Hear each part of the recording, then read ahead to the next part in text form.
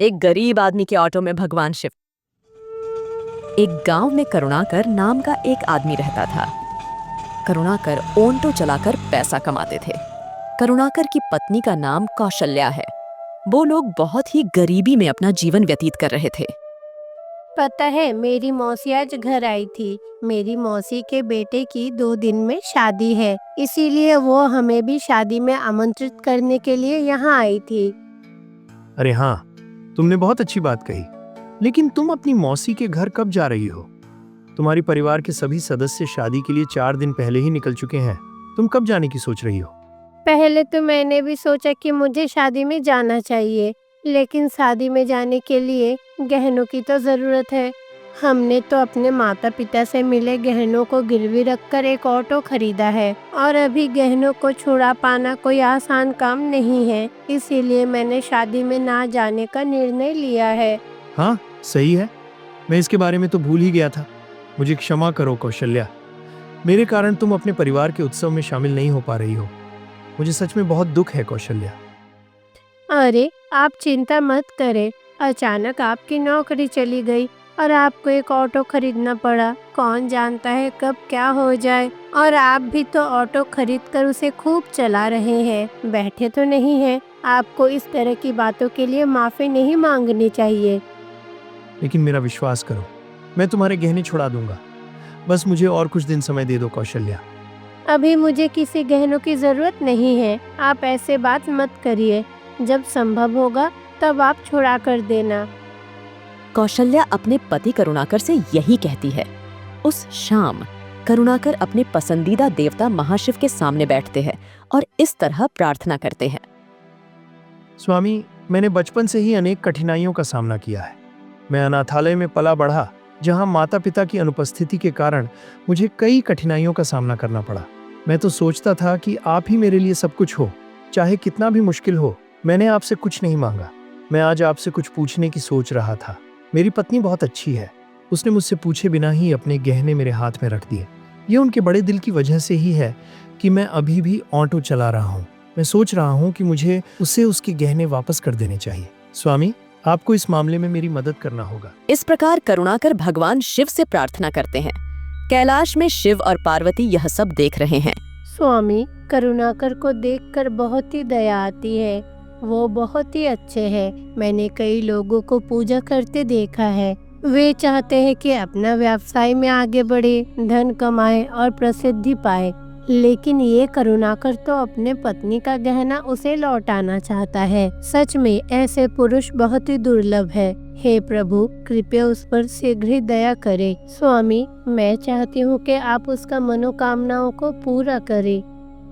पार्वती, मैं अवश्य उन पर दया करूंगा। मुझे पहले उसे परीक्षण करना होगा।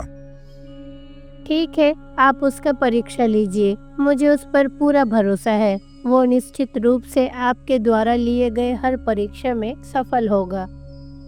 इस प्रकार देवी पार्वती भगवान शिव से कहती हैं। अगले दिन करुणाकर जल्दी उठता है और तैयार हो जाता है। पूजा समाप्त करने के बाद वह ऑटो चलाने निकल जाता है। दूसरी ओर भगवान शिव पृथ्वी पर प्रकट होते हैं। आज इस करुणाकर की परीक्षा लेना चाहिए। मैं अभी बूढ़ा आदमी का रूप ले लेता हूँ। इस प्रकार भगवान शिव एक बूढ़े व्यक्ति की तरह हो जाते हैं। इसके बाद वह करुणाकर की ऑटो रोकते हैं। हाँ काका, बताइए, आपको कहाँ जाना है? देखिए बाबू, मुझे बस स्टॉप जाना है। मुझे बस स्टॉप तक ले चलो बाबू। बूढ़े आदमी के रूप में महादेव शिव करुणाकर के ऑटो में बैठ जाते हैं। इस प्रकार करुणाकर उस बूढ़े आदमी को बस स्टॉप पर छोड़ देता है। इसके बाद करुणाकर वहां से चले जाते हैं। अब भगवान शिव कैलाश जाएंगे।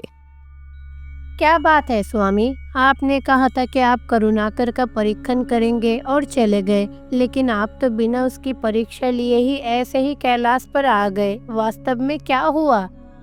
उसकी परीक्षा ली थी। मैं उसकी ऑटो में आभूषण बॉक्स को रख के चला आया। उसकी परीक्षा यह है कि वह उस आभूषण का उपयोग करेगा या नहीं। ये देखना अभी बाकी है कि वह परीक्षा पास कर पाएगा या नहीं। इस प्रकार भगवान शिव देवी पार्वती से कहते हैं। करुणाकर पूरे दिन ऑटो चलाता है और बहुत थका हुआ घर जाता है। ओंटो से उतरकर घर जाते समय उसे पिछली सीट पर एक बक्सा दिखाई देता है। अरे, ये किसका है? शायद कोई भूल गया है। हाँ, मुझे याद आया। आज सुबह एक बूढ़ा आदमी ये बक्सा लेकर ऑटो में चढ़ा था। इसके बाद वह यहाँ से चला गया और बस बॉक्स चढ़कर चला गया। उसे अपना बक्सा वापस करना ही होगा। तो करुणाकर वह बक्सा उनके घर ले जाएगा। कौशल्या बक्सा खोलती है और देखती है।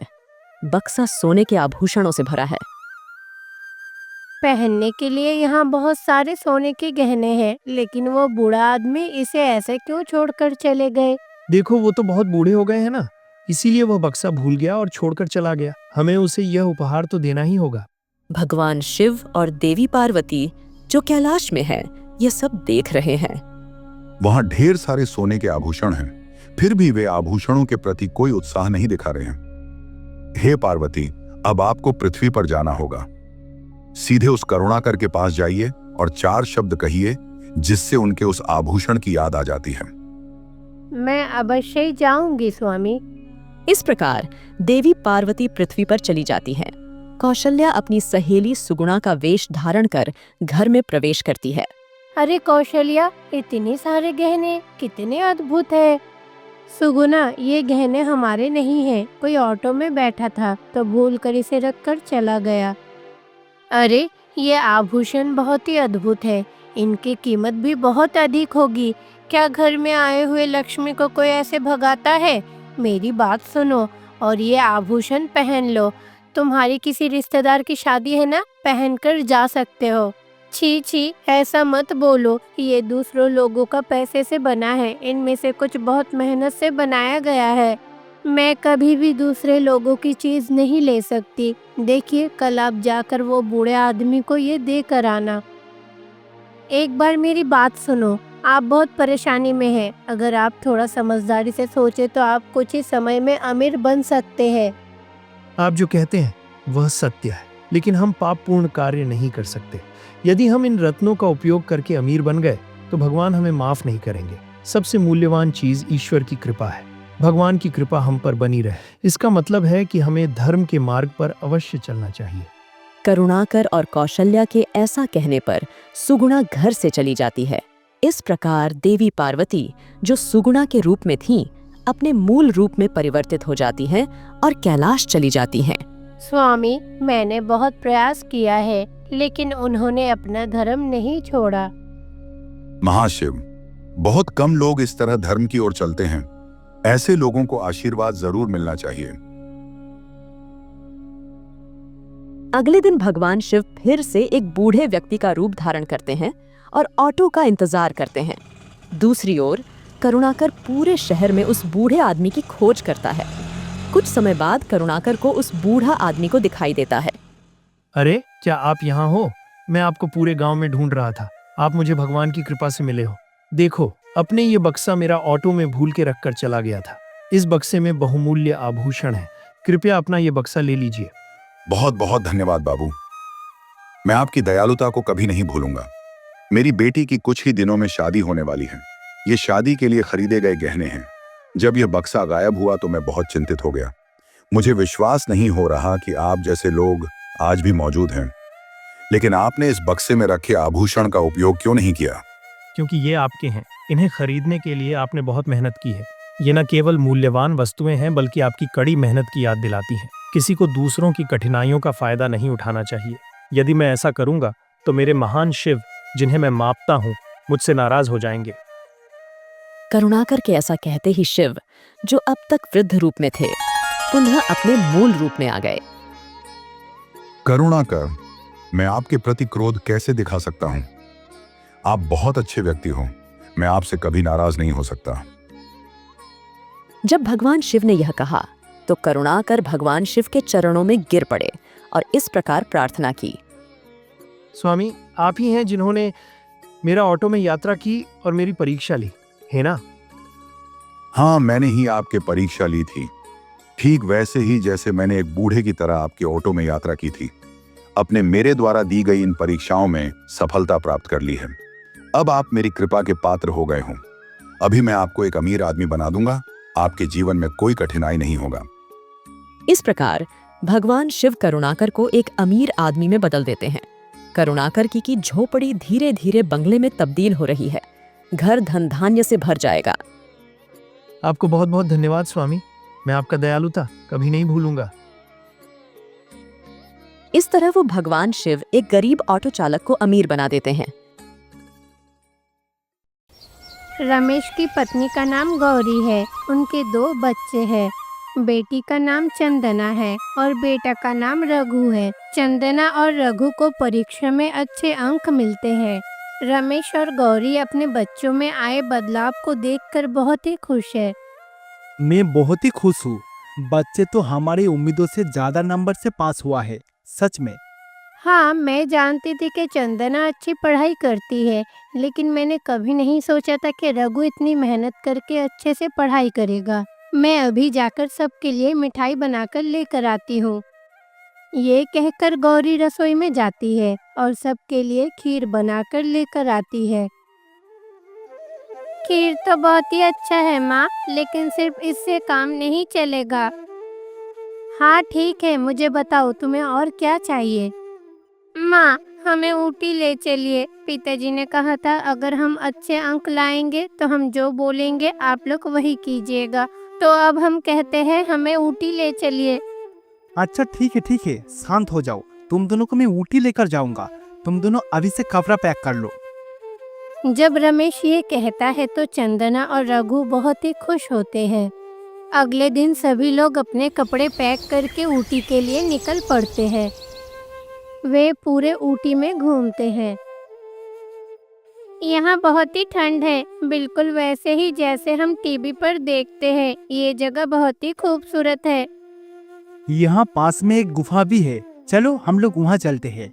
इसीलिए पूरा परिवार पार्क में जाता है। वे वहाँ बहुत ही आराम से अपना समय बिता रहे हैं। कुछ देर बाद शाम हो गई, अंधेरा भी हो जाएगा। खेलते समय हमें समय का पता ही नहीं चला। अभी एक भी बस नहीं आ रही है। हमें तुरंत होटल के कमरे में जाना होगा। चलिए कुछ भी करके होटल के कमरे में चलते हैं। अरे बच्चे, ये कैसे संभव है? यहाँ से होटल लगभग 20 किलोमीटर दूर है। अगर पैदल भी जाएंगे तो नहीं पहुँचेंगे।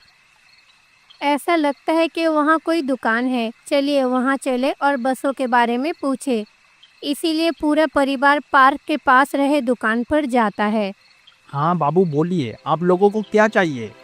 देखिए ना, हम लोग यहाँ गुफा देखने आए थे, पर हम लोग मौज मस्ती में इतना मग्न थे कि समय का पता नहीं चला। अभी देखो ना, बहुत रात भी हो गया है। हम लोगों को होटल में जाना है, पर हमारा होटल यहाँ से 20 किलोमीटर दूर है। अच्छा, यहाँ का स्थानीय बस कब आएगा? अरे बाबू, आप लोग तो बहुत बड़ी गलती कर दी। ऊटी में आप लोग जहाँ भी जाइए, आप लोगों को अंधेरे से पहले अपना होटल में पहुँचना ही होता है। लोकल बस तो बहुत है, पर इस समय इस स्थान पर कोई भी बस नहीं है। अरे हाँ, याद आया, इस जगह पर 9 बजे एक बस आता है। उस बस के लिए आप लोगों को लगभग 2 घंटा और इंतजार करना पड़ेगा।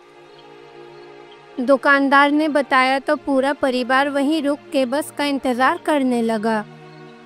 हम लोग यहाँ बेकार ही फंसे हैं। यदि हमने थोड़ा समझदारी से सोचा होता तो अब तक हम अपने होटल के कमरे में आराम से आराम करते। पता नहीं, मैं बहुत ही डरी हुई हूँ। माँ, आप क्यों डर रही है? आप ही है जो हमें हनुमान जी को याद करने के लिए कहते रहते हैं। आप भी अभी हनुमान जी के बारे में ही सोचो। इसी तरह हर कोई हनुमान भगवान के बारे में सोचता रहता है। इसी बीच बस आती है और उनके सामने रुक जाती है। पूरा परिवार बस में चढ़ जाता है। अरे आप लोग इस समय यहाँ क्या कर रहे हो? देखिए ना, हम लोग गुफा देखने आए थे। हम लोगों को समय का पता नहीं चला, इसलिए बहुत देर से बस का इंतजार कर रहे थे। देखिए, ये जगह बिल्कुल भी सुरक्षित नहीं है। इस जगह पे बस चलाने में हम लोग भी डरते हैं। देखिए, क्योंकि सरकार ने हम लोगों को इस जगह पर बस चलाने के लिए आदेश दिया है, इसलिए हम दोनों ये काम करते हैं। क्यों अंकल? अगर इस सड़क पर बस चलेगी तो क्या होगा, बताइए ना। देखिए, आप लोगों को सावधान रहना होगा। सड़क पर मिलने वाली किसी से बात मत कीजिए। इसी तरह कंडक्टर उस परिवार के व्यक्ति से यही कहता है। इसी तरह बस कुछ दूरी तक जाने के बाद एक महिला रास्ते में बस को रोकती है। आप कहाँ जाओगी? मुझे ऊटी में एक होटल के कमरे में जाना है। मुझे 50 रुपए दीजिए। मुझे खेद है, मैं अपना हैंडबैग कहीं भूल गई। मेरे पास अभी कोई पैसा नहीं है भैया। अच्छा ठीक है, आप बैठिए। जो कोई भी हो, रात का समय अपना सामान अपने पास रखना जरूरी होता है। इसी तरह कंडक्टर ने महिला से यही कहा। वे देखने में बहुत ही अजीब है। वे रमेश के परिवार के बगल में बैठती है। माँ, मुझे लगता है मैंने उस औरत को कहीं देखा है, पर मुझे याद नहीं आ रहा। मैं जाके पूछता हूँ। अरे रघु, तुम पागल हो क्या? कंडक्टर अंकल ने क्या कहा हमें? रास्ते में बस में चढ़ने वाले किसी भी व्यक्ति से बात ना करे। तुम चुपचाप जाके बैठो। इसी तरह कुछ समय बाद वो महिला अचानक रोने लगती है। अरे क्या हुआ? आप क्यों रो रही हो? मुझे याद नहीं आ रहा कि मैंने अपना हैंडबैग कहाँ रखा। उसमें महत्वपूर्ण कागजें और पैसे भी थे। आप अपना हैंडबैग कहाँ लेकर गई थी? मैंने अपना हैंडबैग लिया और उस पहाड़ी के चोटी पर चली गई जो दूर से दिखाई दे रही थी। फिर मैं वहाँ से नीचे कूदकर मर गई। तब से हैंडबैग नहीं मिला। जब महिला ने ये कहा तो वहाँ उपस्थित सभी लोग चौंक गए। ड्राइवर भी अचानक बस को रोक देता है। हाँ, मेरे मरने के बाद से मेरा हैंडबैग गायब है। कृपया मुझे उस पहाड़ी पर वापस ले चलो। मेरा हैंडबैग निश्चित रूप से वहाँ होगा। उसमें महत्वपूर्ण कागज और पैसे भी है। वो महिला रोते रहती है और ये कहते रहती है, हर कोई डरा हुआ है। वो साधारण महिला अचानक भयानक भूत में बदल जाती है। उसे देखकर सभी बहुत ही डर जाते हैं। देखिए, मुझे कुछ मत कीजिए। कृपया करके इस बात से उतर जाइए। नहीं, इस बस को लेकर उस पहाड़ी पर चलो। इस बस को उस स्थान पर ले चलो जहां मेरी मृत्यु हुई थी। जल्दी करो। भूत की बातें सुनने के बाद कंडक्टर और कुछ ना कर सका और ड्राइवर को जाके बोला, देखिए ड्राइवर, इस बस को जल्दी से पहाड़ी पर लेकर चलो। अरे हम लोग तो बुरी तरह से फंस गया। मैंने कभी नहीं सोचा था कि ऐसा होगा। कुछ मत बोलो, चलो देखते हैं क्या होता है। हनुमान जी अवश्य ही हमारी रक्षा करेंगे। बस पहाड़ी पर चढ़ती है और रुक जाती है। देखिए, आपने जैसा कहा था, हम लोग बस को पहाड़ी पर लेकर आए हैं। आपका हैंडबैग यहाँ पर नहीं है। आप बस से उतर जाइए। नहीं, मैं कहीं नहीं जा रही हूँ। बस को सीधे घाटी में जाना चाहिए। तुम्हें भी उसी तरह मरना होगा जिस तरह मैं मरी थी। इसीलिए मैं तुम्हें यहाँ लाई हूँ। वहाँ रहे सभी लोग भूत की बातों से पूरी तरह से भयभीत हो जाते हैं। हम लोग ऐसा क्या पाप किया है? कृपया करके हम लोगों को छोड़ दीजिए। हाँ, हम लोगों को छोड़ दीजिए। कृपया करके हम लोगों को अकेला छोड़ दीजिए। चाहे वे कितना भी कहे, लेकिन भूत को वास्तव में इसकी कोई परवाह नहीं है। बस नियंत्रण खोकर घाटी में जा रही है। ड्राइवर बस पर से नियंत्रण खोता रहता है। भगवान हनुमान जी, कृपया हमें बचाइए, हमें बचाइए। ये दुष्ट आत्मा शक्ति हमें मारने की कोशिश कर रही है। हमने कुछ गलती नहीं किया है, हमें बचाइए। इसी तरह गौरी हनुमान जी से प्रार्थना करती है। हनुमान जी बस में प्रकट होते हैं। अरे आप ये क्या कर रही हो? आपने सुसाइड क्यों किया? आप जो कर रही हो वो बिल्कुल पाप है। आप ये क्या करने जा रही हो? बेगुनाह मासूम लोगों को क्यों मारना चाहते हो? मैं आपको नहीं छोड़ूंगा। इसी तरह हनुमान जी जब भूत को स्पर्श करते हैं, वो भूत जलकर पूरी तरह से राख हो जाती है। बहुत बहुत धन्यवाद स्वामी, मैं आपकी दयालुता को कभी नहीं भूलूंगी। यदि आप ना होते तो हम सब अपनी जान गंवा देते। इस तरह बस में रहे सभी लोग हनुमान भगवान को धन्यवाद देते हैं। फिर हनुमान जी वहां से अदृश्य हो जाते हैं। इसके बाद बस में रहे सभी लोग अपने अपने गंतव्य के लिए रवाना हो जाते हैं। रमेश का पूरा परिवार भी ऊटी स्थित अपने घर के लिए रवाना हो जाता है।